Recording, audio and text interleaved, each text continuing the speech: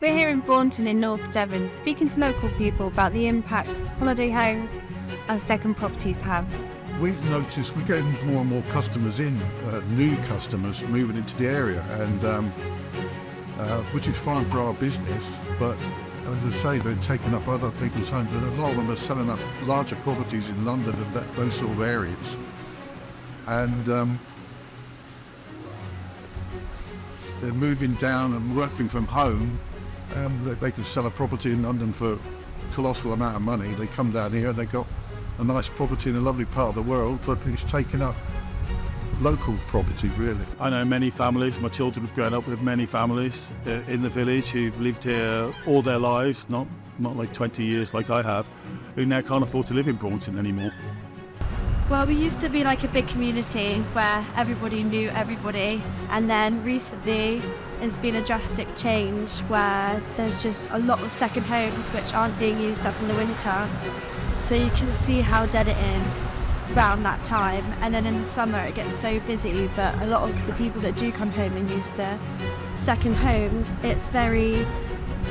they only come here to use, like, obviously with the tourist destinations, but then they don't seem to care so much for the locals, so it's quite hard for us to feel as if we're a community. Well, the only reason that we could actually stay in Braunton was because that we knew people that owned the building and owned our house. Otherwise, if we didn't know anybody, we would never be able to get a place because it's just all second homes at the minute.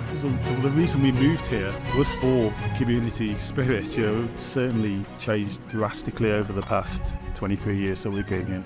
I tend to see both sides because being in the retail trade, you get the second homeowners that come down with their pets during the summer holidays, so I tend to get the trade from them.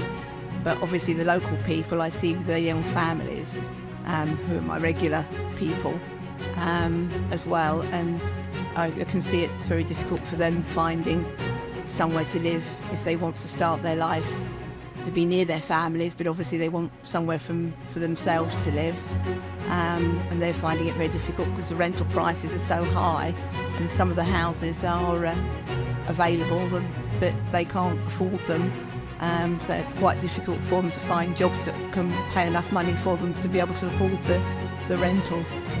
The school holiday 6 weeks, it's heaving here. Absolutely, you can't drive anywhere. We've got the local routes to get out and in and out of the place. Only locals know the back roads, which is the only way you can get around. When they're down here, it's 6 weeks of queuing because there's no bypass of Braunton.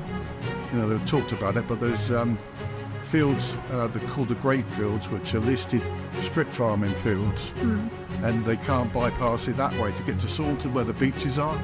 So that would be the ideal way to bypass Braunton, because not everyone wants that. But then the local shops want them to come to Braunton. Braunton used to be a free car park. Then they started charging. They had it free so that people would stop and spend. When they're gone, everyone's a relief. You know, the 6 weeks are over.